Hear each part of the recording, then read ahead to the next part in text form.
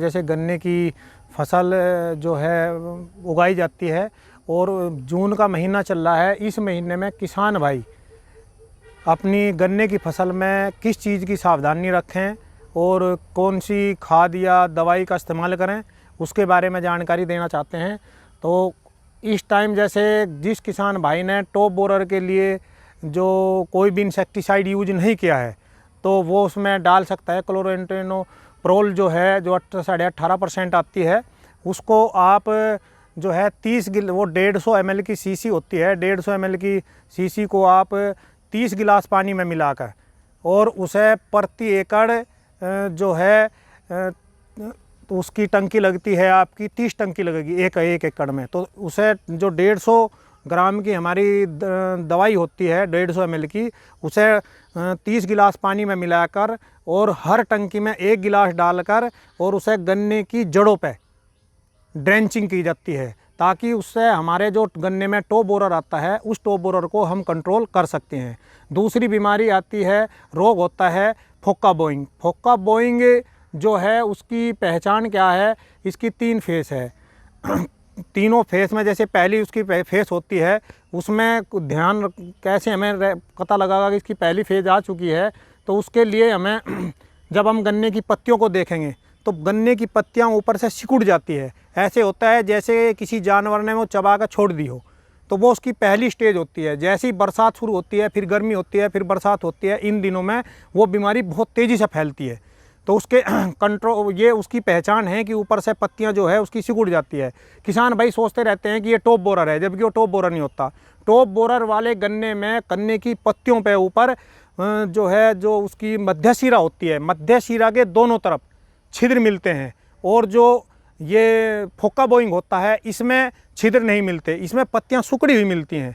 ये हमारी पहचान है कि हमारे गन्ने में टॉप बोरर है या फोक्का बोइंग है।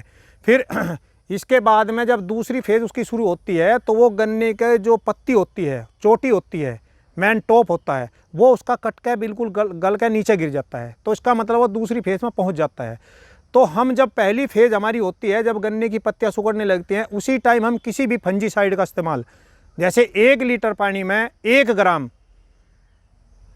किसी फंजीसाइड का इस्तेमाल कर देते हैं। 1 से 2 ग्राम उसकी मात्रा होती है, 1 से 2 ग्राम हम 1 लीटर पानी में मिलाकर अगर हम अपने गन्ने में स्प्रे कर देते हैं, 15 दिन में 2 बार स्प्रे, जैसे अब पहली तारीख को हमने स्प्रे कर दिया और फिर हम 15 तारीख को फिर स्प्रे कर दें, 2 स्प्रे से हमारा फोक्का बोइंग कंट्रोल हो जाता है। जबकि इस रोग से भी 10-15% के करीब हमारी क्रॉप का नुकसान हो जाता है। तो इस नुकसान से बचने के लिए हमें, अगर हम सही टाइम पे हमने 2 स्प्रे कर दें तो हम इसे अपने फोक्का बोइंग रोग से बच सकते हैं। जैसे कुछ वैरायटियों पर भी निर्भर होता है। वैरायटियों में है, जैसे हमारी वैरायटी, नई वैरायटी है COS 13235। 13235 में जो है स्मट आता है। उसके कंट्रोल के लिए क्या है कि हम जब स्टार्टिंग से ही ध्यान देंगे उसमें कि जब हम अपना गन्ना बोएंगे तो उसे उपचारित करके बोएं, और जब गन्ना बड़ा हो जाता है उसके पहचानने के लक्षण ये हैं कि गन्ने में जो उसकी पत्ती होती है, टॉप होता है, वो ब्लैक रंग की झंडी सी बन जाती है उस पर, और पौधा बहुत बारीक लगने लगता है। अगर ऐसी स्थिति इस टाइम कहीं देखने में मिल रही है तो किसान भाई उसे जड़ से काट के और उसे कहीं पॉलीथीन में, सुबह के टाइम उसे जड़ से काटे और पॉलीथीन में बंद करके उसे गड्ढे में कहीं दबा दें। उसे ऐसे खुला ना रखें, क्योंकि उसके जो है जो स्पोर हैं वो और भी इधर उधर उड़ाएंगे तो वह दूसरे गन्ने को भी नुकसान पहुंचाएंगे। तो उससे बचने के लिए केवल हमें 13235 में, 13231 में, इन वैरायटियों में ये देखने के लिए मिला था। और रही आपकी जैसे अपनी वैरायटी है 15023, 15023 में की जो रैटून है या ओटम है इस टाइम पे, उसमें हम NPK का 19-19-19 जो NPK होता है उसका 1 किलोग्राम प्रति एकड़ के हिसाब से स्प्रे कर सकते हैं। उसमें कोई इंसेक्टिसाइड भी मिला सकते हैं, क्योंकि इसमें स्टेम बोरर आता है CO 15023 में।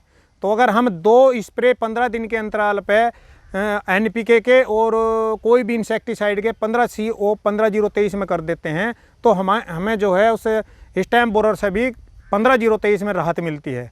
और इस टाइम जो है किसान भाइयों के लिए जो हमारी रैटून क्रॉप है उसमें मिट्टी चढ़ाने का टाइम है। इस टाइम किसान भाई अपनी जो पेड़ी फसल है उसमें मिट्टी चढ़ा दें, और जो बेल होती है तो बौड़ी बोलते हैं उसे लोकल भाषा में, उसे जड़ से उखाड़ दें और अपने जो गन्ने की हाइट हो चुके हैं उसकी बंधाई पर विशेष ध्यान दें, क्योंकि बंधाई से भी 5-6% के करीब अगर गन्ना गिर जाता है तो 5-6% नुकसान हो जाता है। तो हम किसान भाइयों को अपना इन्हीं बातों को विशेष ध्यान देंगे कि टॉप बोरर के लिए आप इंसेक्टिसाइड का तुरंत ड्रेंचिंग कर लें अगर जिस किसान भाई ने नहीं डाल ली है।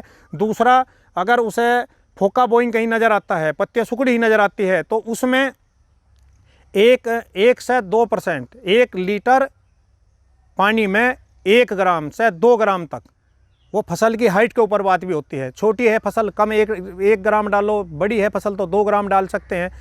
तो उसका फंजीसाइड का और NPK का मिलाकर भी उसमें स्प्रे कर सकते हैं। तो हमारे किसान भाई की पेड़ी भी अच्छी होगी और वो इस रोग से उसे राहत भी मिलेगी।